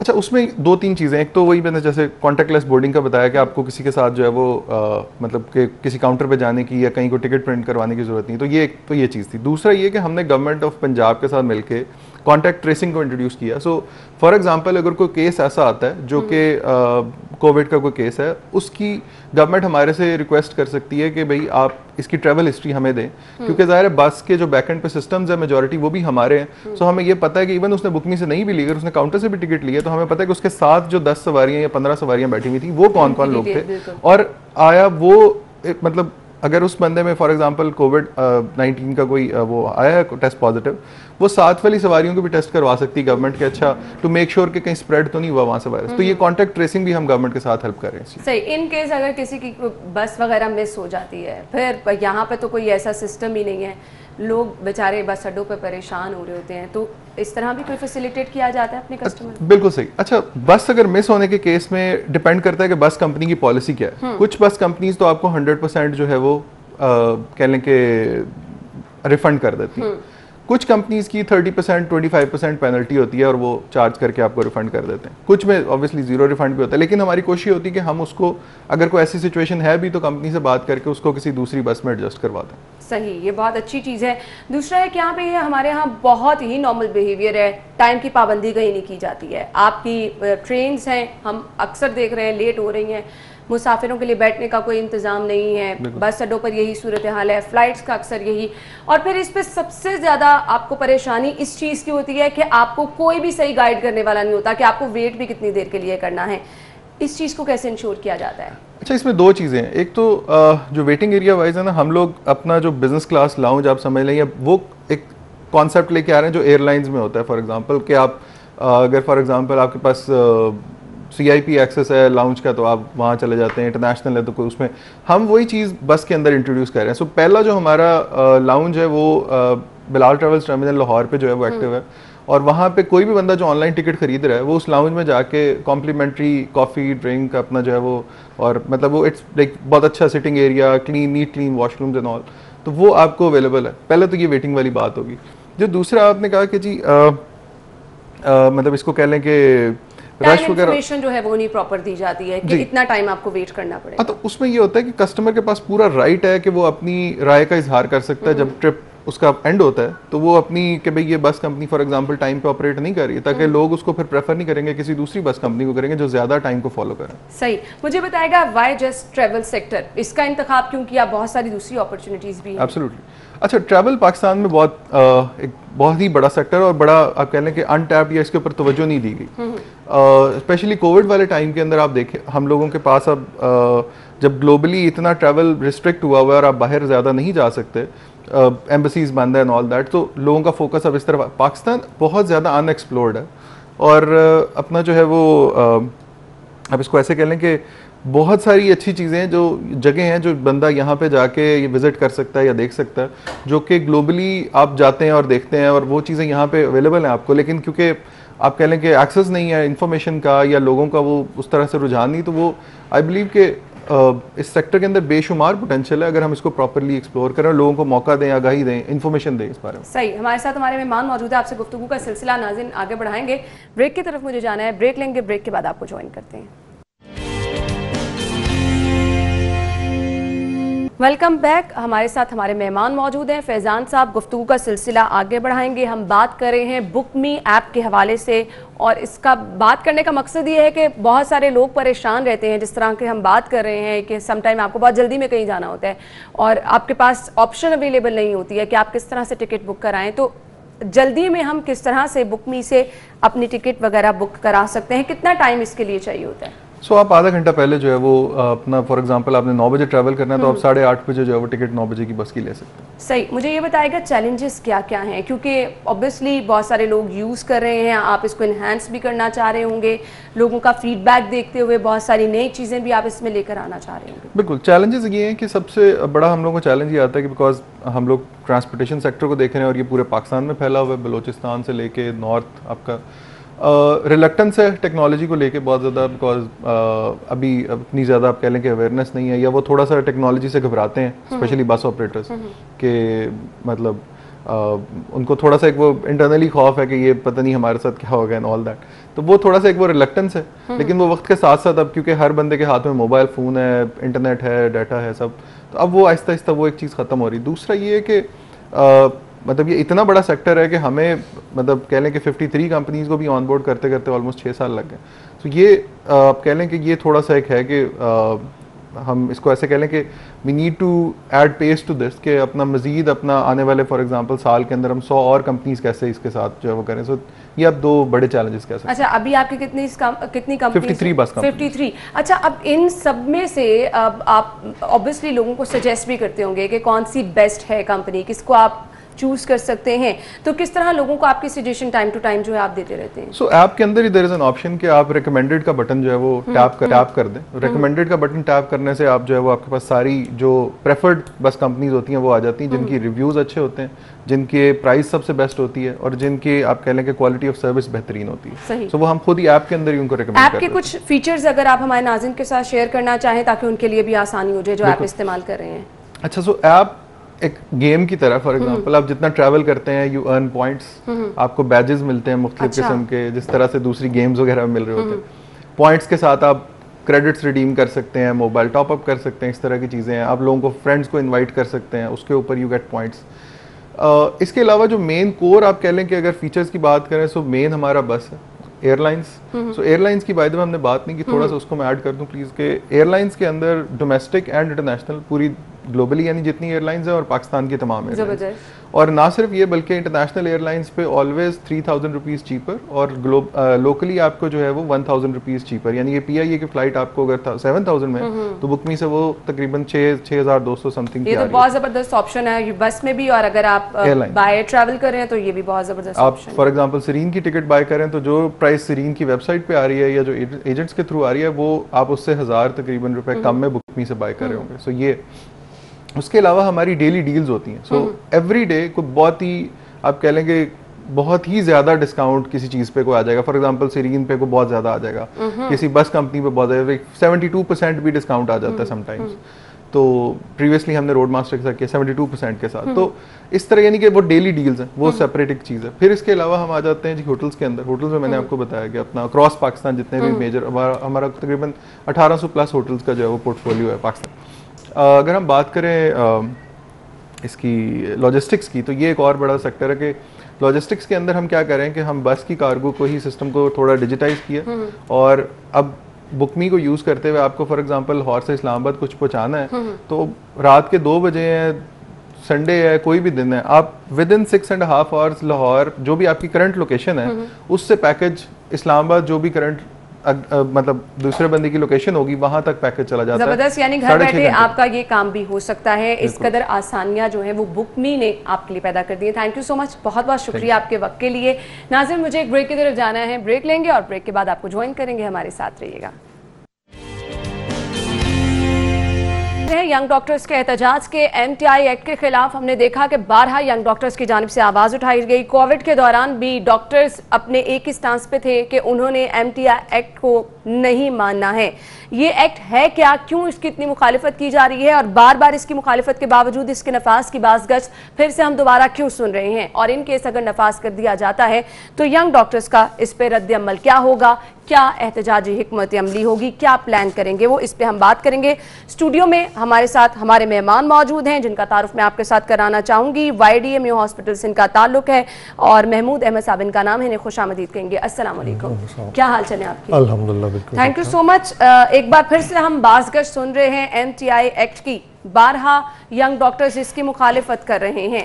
क्या आप अभी भी अपने स्टांस पे मुकम्मल तौर पर बज़द हैं कि आप इस एक्ट को नहीं मानेंगे? बिल्कुल, यंग डॉक्टर एसोसिएशन से ज़्यादा शायद मीडिया इस पर ज़्यादा अवेयर है। बेसिकली ये निज़ाम है प्राइवेटाइजेशन का। एक जो कॉन्सेप्ट है कि गवर्नमेंट जो हॉस्पिटल्स हैं वो गरीब मरीज़ों के लिए हैं, वहाँ पे आने वाला मरीज़ हर बंदे को फ्री ट्रीटमेंट मिलना चाहिए, गवर्नमेंट इस कॉन्सेप्ट को ख़त्म कर रही है। अब कॉन्सेप्ट ये है कि उसी हॉस्पिटल के अंदर प्राइवेट प्रैक्टिस भी होगी, इंस्टीट्यूशनल बेस्ड प्रैक्टिस होगी, वहीं पे शाम के टाइम प्रोफेसर साहिबान बैठेंगे, उसमें से वो कुछ खुद भी अर्न करेंगे, कुछ गवर्नमेंट को भी पार्ट देंगे। और गवर्नमेंट बेसिकली IMF के एक एजेंडे पे चल रही है। गवर्नमेंट का ये कॉन्सेप्ट है कि health is a constant expenditure, और विद ग्रोइंग पॉपुलेशन उन्हें ये एक्सपेंडिचर बढ़ाना पड़ता है। तो they don't want to take the responsibility of providing free health services to the entire population, जो कि गवर्नमेंट की रिस्पॉन्सिबिलिटी है। उससे भागने के लिए एक MTI एक्ट लाया जा रहा है, और मतलब ये हमारे सामने KP में इसके फेलियर की एग्जांपल हमारे सामने है, आपके सामने ही है कि सुप्रीम कोर्ट ने जब इसके ऊपर नोटिस लिया और वहाँ पे साकिब निसार साहब की इंस्ट्रक्शंस पे कमेटीज़ बनी, तो उन कमेटीज़ ने जितनी इंक्वायरीज़ की वहाँ पे पंजाब से ज़्यादा करप्शन मिली, सिंध से ज़्यादा करप्शन मिली। इवन मतलब जो उन्होंने अपने एड्रेस के अंदर भी चीफ जस्टिस साहब ने फरमाया था कि KP के सिस्टम से वो मुतमईन नहीं है। खुद इनके अपने जो वज़ीर इत्तलात हैं शौकत यूसुफ सही, उन्होंने पिछले दिनों ये बात की है कि वो पहले इस सिस्टम के अंदर कोई हुकूमत इंटरवेंशन नहीं कर सकती थी, लेकिन अब हालात देखते हुए उन्होंने इंटरवेंशन। ठीक है, अभी तो हम सिर्फ बाज़गश्त सुन रहे हैं कि एक्ट का नफाज किया जाएगा, तो इससे कबल आपने कोई प्लानिंग किया है कि आया कहीं बैठ के बातचीत की जाए? क्योंकि अगर जब भी इस मामले ने सर उठाया तो हम देखते हैं कि यंग डॉक्टर्स की तरफ से एहतजाज की कॉल दे दी जाती है, अस्पतालों में काम जो है वो बंद किया जाता है, बहुत सारे मरीज भी मुतासर होते हैं, तो पहले क्यों नहीं कोई हल निकाला जा रहा? असल में ये कॉन्सेप्ट गलत है कि हम सीधा एहतजाज पे चले जाते हैं। जब भी ये मामला आता है तो हम पहले हुकूमत के दरवाजे खटखटाते हैं और हम ये चाहते हैं कि हुकूमत हमें सुने और हमारे जो एतराज़ात हैं, जो ऑब्जेक्शंस हैं, उनको रिमूव करे। इससे पहले भी आपको याद होगा कि जब MTI के लिए मूवमेंट शुरू हुई थी तो पहले मतलब बैनरिंग पोस्टिंग की गई, फिर हुकूमत वॉक्स की गई, उसके बाद प्रोटेस्ट किए गए, देन OPD सर्विसेज क्लोजर का आया। उसके बाद मुअज़्ज़ज़ अदालत ने इंटरवीन किया, उन्होंने हमें ये डायरेक्ट किया कि आप एहतजाज नहीं करेंगे, लेकिन at the same time Lahore high court ने गवर्नमेंट को पाबंद किया कि वो एक जॉइंट काइंड ऑफ कमेटी बनाएंगे जो कि डॉक्टर्स की और तमाम स्टेक होल्डर्स के मुतालबात सुनेगी और उनको इनकॉर्पोरेट करेगी और फिर वो अदालत में प्रेजेंट करेगी। उसके बाद अदालत अगर अलाउ करेगी तो ये बिल प्रेजेंट होगा। एक तो इन्होंने विदाउट मतलब मेकिंग एनी यूनानिमस ओपिनियन इसको अदालत में पेश किए बगैर इसको असम्बली से अप्रूव करवा लिया, जो कि ख़ुद तौहीन अदालत है। उसके ख़िलाफ़ हम अदालत में भी गए हुए हैं। 15 अक्टूबर को यानी आफ्टर टुमारो हमारा केस है लाहौर हाई कोर्ट के अंदर इसी कॉन्टेम्प्ट ऑफ कोर्ट के सिलसिले में। तो हम मुअज़्ज़ज़ अदालत की तरफ देख रहे हैं और अदालत को रिमाइंड भी करवाना चाहते हैं कि गवर्नमेंट ने ना सिर्फ हमें बिट्रे किया बल्कि अदालत को भी बिट्रे किया। अच्छा, डॉक्टर यास्मीन राशिद बारहा इस पे कह चुकी हैं कि वो डॉक्टर्स की नहीं सुनेंगी, इस एक्ट का नफाज जो है वो बहुत ज़रूरी है। तो आपने कोई प्लान किया उनसे बातचीत करने का? कोई दरमियानी रास्ता तो अब निकालना है? अनफॉर्चुनेटली ये रिकॉर्ड के ऊपर है कि 2002 में डॉक्टर यास्मीन राशिद खुद इसी एक्ट के खिलाफ एहतजाज करते हुए टर्मिनेट हुई थी और मतलब हमें बताने की ज़रूरत नहीं है जो 4 मुतालबात उस टाइम उन्होंने गवर्नमेंट को प्रेजेंट किए थे, इस टाइम वही 4 मुतालबात YDA पंजाब के। डिफरेंस सिर्फ इतना सा है कि she is a minister now और पहले वो she was a common doctor और इतना सा ही फ़र्क पड़ा है। बाकी ये वो चीज़ें अच्छा, हैं जो मुतालिबात क्या हैं, ज़रा आप उनका भी जिक्र कर दीजिए। मुतालबात में ये है कि एक तो ये जो फ्री ट्रीटमेंट फॉर ऑल होना चाहिए, जो इंस्टीट्यूशनल बेस्ड प्रैक्टिस है या किसी भी किस्म की private practice in the government hospital, मतलब this is not acceptable, not for patients, not for doctors. मतलब आप प्राइवेट अगर पेशेंट को उसी हॉस्पिटल के अंदर अकोमोडेट कर रहे हैं तो आप गवर्नमेंट जो गरीब मरीज़ है उसको कहाँ अकोमोडेट करेंगे। दूसरा ये जो एक बोर्ड ऑफ गवर्नर्स लगा के जो उम्रा की और यानी अपने मनपसंद लोगों को नवाजने का गवर्नमेंट सिलसिला लाना चाहती है, हम उसके खिलाफ हैं। अच्छा, इस मामले पर डॉक्टर्स भी कुछ धड़ों में तकसीम हैं, उसकी वजह क्या है? यंग डॉक्टर्स का एक स्टांस है, बाकी डॉक्टर्स इस पे जो है उस तरह से डॉक्टर्स में इस मामले में कोई धड़ेबाजी नहीं है। मतलब कुछ मामलात में जिनमें प्रिंसिपली सारी तंजीमें एग्रीड होती हैं, वो this is one of those issues. सही। आप देखेंगे हमसे ज़्यादा शायद आपको PMA के भी प्रेस कॉन्फ्रेंसेस इस पे मिलेंगी कि वो भी MTI को अपोज कर रहे हैं और इसी तरह शायद एक हुकूमत की जो IDF है वो शायद को इसको फेवर कर रही हो, लेकिन other than those people everybody is opposing it. सही। तो कुछ प्लान ऐसा किया जा रहा है कि इससे कबल के एहतजाज का रास्ता अपनाया जाए? अगर बात की जा रही है एक बार फिर से नफाज की, तो एक प्लेटफॉर्म पे बैठकर डॉक्टर्स के साथ और इसके साथ साथ आपके महकमा सेहत के जितने भी आला ओहदेदारान हैं, कोई दरमियानी रास्ता निकाला जाए? हम तो हमेशा देखें YDA या यंग डॉक्टर एसोसिएशन जो है ना, हमेशा से मुज़ाकरात चाहती है। ऐसा नहीं होता कि हम चाहते हैं कि प्रोटेस्ट हों और हॉस्पिटल बंद हो। और ये MTI एक वाहिद एक्ट है जिसके ऊपर मुज़ाकरात के लिए इनको मुअज़्ज़ज़ हाई कोर्ट ने भी खुद पाबंद किया हुआ है हुकूमत को। अनफॉर्चुनेटली मुज़ाकरात ना करने का रास्ता जो है ये हुकूमत की तरफ से अडॉप्ट किया गया। हमने तो अदालत का दरवाज़ा खटखटाया और हम 15 तारीख को अदालत में जाएंगे भी। अगेन अदालत को रिमाइंड करवाएंगे कि आपने ये फैसला दिया था कि हुकूमत हमारी ग्रीवेंसेस को सुनेगी, उन्हें इनकॉर्पोरेट करेगी, उसके बाद एक यूनानिमस वो ड्राफ्ट बनेगा और वो प्रेजेंट होगा असम्बली के अंदर। और उसको वायलेट किया गया है, उसके मतलब आपके ऑर्डर्स को भी वायलेट किया गया, उसकी रोशनी में कार्रवाई की जाए और हमें बड़ी उम्मीद है अदालत से कि इंशाल्लाह अदालत इसके सही। इस्लामाबाद में भी आज डॉक्टर्स की जानिब से एहतजाज किया जा रहा है, उस एहतजाज की वजह क्या है? उस एहतजाज की वजह basically madam Pakistan medical council है। दुनिया में ये होता है कि जो मेडिकल काउंसिल्स होती हैं वो रेगुलेटरी बॉडीज़ होती हैं और उनमें अगर ज़रूरत पड़ती है तो वक्त के साथ साथ रिफॉर्म्स लाई जाती हैं। ऐसा नहीं होता कि एक मेडिकल काउंसिल को उठा के बिल्कुल आप डस्टबिन में फेंक दें और एक नई काउंसिल है। गवर्नमेंट ने किया यह है कि पहले से हमारी existing body Pakistan medical and dental council थी, उसको बिल्कुल मतलब पहले तो वो बिल लेके गए, आप असम्बली में लेके गए, सेनेट ने अप्रूव नहीं किया, ऑपोजिशन ने इसको अपोज किया, फिर जॉइंट सेशन हुआ, जॉइंट सेशन में भी एक्स एजेंडा आइटम के तौर पे लेके आए। जब ऑपोजिशन वॉकआउट कर चुकी हुई थी तो इन्होंने अप्रूव करवा लिया। अब बात यह है कि इस बिल के आने से डॉक्टर्स कम्यूनिटी को ये खदशा है कि मतलब इसमें अगेन स्टेक होल्डर्स को कहीं ट्रस्ट में नहीं लिया गया। हमारा ये ख्याल है कि हुकूमत इससे भी प्राइवेट माफिया को स्ट्रेंथन करना चाहती है। अब ये डॉक्टर्स की रेगुलेटरी बॉडी है, लेकिन अनफॉर्चुनेटली आप देखेंगे इसकी एक मेंबर रुशान ज़फ़र हैं जो कि एक इकोनॉमिस्ट टाइप है, एक ऑडिट कंपनी का बंदा इसका मेंबर है, एक वकील मेंबर है, जबकि इससे पहले अगर कोई डॉक्टर्स की काउंसिल के अंदर मेंबर होता था तो कम अज़ कम लाहौर हाई कोर्ट का या किसी हाई कोर्ट का मतलब जस्टिस होता था या चीफ यहाँ जो है ना सुप्रीम कोर्ट का जस्टिस होता था। तो बात यह कि अगेन जो फिर उसके जो रेगुलेटरी बॉडी में जितने भी लोग हैं वो सारे प्राइवेट हॉस्पिटल्स को रिप्रेजेंट कर रहे हैं, मतलब हमीद लतीफ़ हॉस्पिटल को रिप्रेजेंट कर रहे हैं, एक डॉक्टर साहब आगा खान को रिप्रेजेंट कर रहे हैं, एक शौकत खानम को रिप्रेजेंट करते हैं। शौकत खानम की तो चलें हमें समझ आता है कि मुल्क व कौम के लिए कोई खिदमात है, बाकी 2 हॉस्पिटल्स की तो कोई खिदमात नहीं है। तो हमारा ये ख्याल है कि ये जो पाकिस्तान मेडिकल काउंसिल गवर्नमेंट लाना चाह रही है बेसिकली इट इज़ टू मतलब इसलिए कि गवर्नमेंट अपने मनपसंद लोगों को फेवर करे और गवर्नमेंट की डायरेक्ट इंटरवेंशन हो डॉक्टर्स की रेगुलेटरी बॉडी के अंदर, जो कि आज तक इससे पहले पीएमडीसी के अंदर पॉसिबल नहीं थी। गवर्नमेंट के और फिर प्राइवेट जो मेडिकल कॉलेजेस हैं जिनके ऊपर पीएमडीसी ने चेक एंड बैलेंस लगाया हुआ था कि वो सर्टन अमाउंट से ज़्यादा फीस नहीं ले सकते थे, उनको certain regulation rules and regulations को फॉलो करना पड़ता था। ये पाकिस्तान मेडिकल काउंसिल के आने के बाद वो रेगुलेशंस ख़त्म हो जाएंगी। उनके ज़ुम्मे जो था कि they have to hire doctors as teachers, they have to. इस पे आपके ये तहफ़्फ़ुज़ात हैं। हम गुफ्तगू का सिलसिला आगे बढ़ाते हैं। बसाम सुल्तान ने हमें ज्वाइन किया है। बसाम, एक बार फिर से हम MTI एक्ट की बाज़गश सुन रहे हैं, इस पर क्या प्लान किया जा रहा है? और डॉक्टर यास्मीन राशिद बारहा जो है वो कह रही हैं कि इस एक्ट का नफाज जो है वो ज़रूरी है। डॉक्टर्स के क्या प्लान हैं, बताइएगा।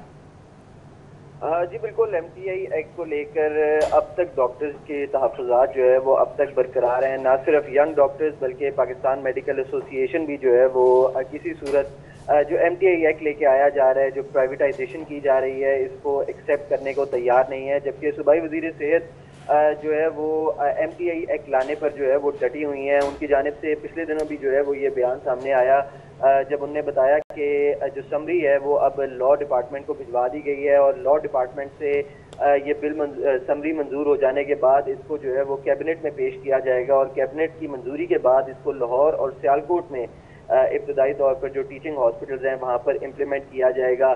जो पाकिस्तान मेडिकल एसोसिएशन है उसकी जानिब से वाज़ेह तौर पर बताया जा रहा है कि ऑटोनॉमी के नाम पर ये दावे किए जा रहे हैं कि MTI एक्ट को जो है वो नाफिज किया जा रहा है। लेकिन ये बिल्कुल जो है वो जो इस टाइम डॉक्टर्स काम कर रहे हैं सरकारी हॉस्पिटल्स में, उनकी जो जॉब सिक्योरिटी है वो इसके अंदर ख़त्म हो जाएगी और दीगर मामलात को लेके उनके अब तक जो है वो तहफ़्फ़ुज़ात बरकरार हैं। और उनकी जानिब से एक और मुतालबा भी ये किया जा रहा है कि जो board of governors, board of management जो बनाई जा रही है इन हॉस्पिटल्स की जहाँ पर MTI एक्ट नाफिज किया जा रहा है, वो टेक्निकल लोग नहीं है, वो प्राइवेट अदारों के जो है वो प्राइवेट लोग हैं जिनको वहाँ पर जो है वो बोर्ड ऑफ गवर्नर्स और बोर्ड ऑफ मैनेजमेंट का मेंबर बनाया जाएगा, जिसको लेके उनके तहफ़्फ़ुज़ात अब तक बरकरार हैं। एक जानिब MTI एक्ट है तो दूसरी जानिब जो है वो पाकिस्तान मेडिकल काउंसिल का जो क़याम है उसको लेकर भी जो है वो यंग डॉक्टर्स एसोसिएशन एहतजाज करने जा रहे हैं। आज इस्लामाबाद में D चौक पर जो है वो उनकी जानिब से एक जामे तौर पर बड़ा एहतजाज किया जाना है और उनकी जानिब से जो है वो ये मुतालबात सामने रखे गए हैं कि इनके लिए जो है वो नेशनल लाइसेंसिंग एग्ज़ाम जो है वो अब लाजमी करार दे दिया गया है। यंग डॉक्टर्स का कहना था कि पाकिस्तान में वैसे ही डॉक्टर्स कम्युनिटी जो है वो बहुत ज़्यादा एग्ज़ाम देकर जो है वो लाइसेंस हासिल करती है, लेकिन इसके बावजूद एक और नेशनल लाइसेंसिंग एग्ज़ाम जो है उसको इंक्लूड कर देना जो है वो डॉक्टरों के साथ सरासर ज़्यादती है। और ठीक है, thank you so much Bassam, आप हमारे साथ मौजूद थे और ये तमाम तर सूरत हाल क्या है आपने रोशनी डाली। हमारे मेहमान ने भी तमाम तर यही चीज़ें जो हैं हमारे साथ शेयर की हैं। मुझे ये बताएगा, इन केस अगर इस एक्ट का नफाज कर दिया जाता है या फिर जो है वो बारहा जैसा कि अभी ऐलान किया जा रहा है, आपकी हिकमत होगी क्या? फिर एक बार एहतजाज का रास्ता अपनाया जाएगा, हमें डॉक्टर सड़कों पर नजर आएंगे, अस्पताल में इलाज मुआलजा बंद कर दिया जाएगा? सबसे पहले तो हम मुअज़्ज़ज़ अदालत के पास जाएंगे जिन्होंने हमें पहले प्रोटेस्ट रोकने को कहा था और ये इंश्योर करवाया था कि वो इस मामले में इंटरवीन करेंगे और कोई भी ऐसा कानून नहीं आएगा जो इंसानी हकूक़ से मुतसादिम हो। And we are very hopeful कि हमें इंशाल्लाह अदालत से सुना भी जाएगा, जो हमने कॉन्टेम्प्ट फाइल किया उसमें गवर्नमेंट के ख़िलाफ़ एक्शन भी होगा। अगर यानी हमें उधर से मायूसी होती है then we have all the एहतजाज ऑब्वियसली आपका हक है, आपको अपने मुतालिबात के लिए, अपने तहफ़्फ़ुज़ात के लिए एहतजाज करना है, लेकिन इस एहतजाज की जद में जब मरीज़ आ जाते हैं तो ऑनेस्टली स्पीकिंग वो चीज़ बहुत दर्दनाक हो जाती है। दूर दराज से लोग आते हैं और इन्हें पता चलता है जी यंग डॉक्टर्स की तरफ से एहतजाज, वो जो इम्पैक्ट एक जाता है ना मसीहाओं की तरफ से, उसका हमेशा अफसोस होता है। मैडम बात यह कि अच्छा यहाँ पे भी थोड़ी सी मिसकॉन्सेप्शन है। जब एहतजाज हो रहा होता है तो इसका ये मतलब नहीं होता कि कोई सर्विस क्लोज होती है। इवन जब OPD स्ट्राइक होती है तो OPD की बिल्डिंग में पेशेंट चेक नहीं हो रहा होता, मतलब वही पेशेंट एमरजेंसी के अंदर या वार्ड्स के अंदर चेक हो रहा होता है। मियां हॉस्पिटल के अंदर मैं आपको फिगर बताऊं कि जब हम एक्टिवली प्रोटेस्ट कर रहे थे in September and October of the last year, तो मियां हॉस्पिटल के ऑफिशियल फिगर्स हैं कि मियां हॉस्पिटल के अंदर 1.5 लाख पेशेंट आउटडोर का पेशेंट। चलिए जी, आई होप कि दोबारा से मरीजों को कम से कम सफ़र ना करना पड़े, क्योंकि मरीजों के लिए जो है मुश्किलात वो बहुत ज़्यादा बढ़ जाती हैं। थैंक यू सो मच, बहुत बहुत शुक्रिया आपके कीमती वक्त के लिए। नाज़रीन, इसी के साथ ही प्रोग्राम का वक्त भी अपने इख्तिताम को पहुँचे। अपना बहुत सारा ख्याल रखिएगा और हमें दुआओं में याद रखिएगा। अल्लाह हाफ़िज़।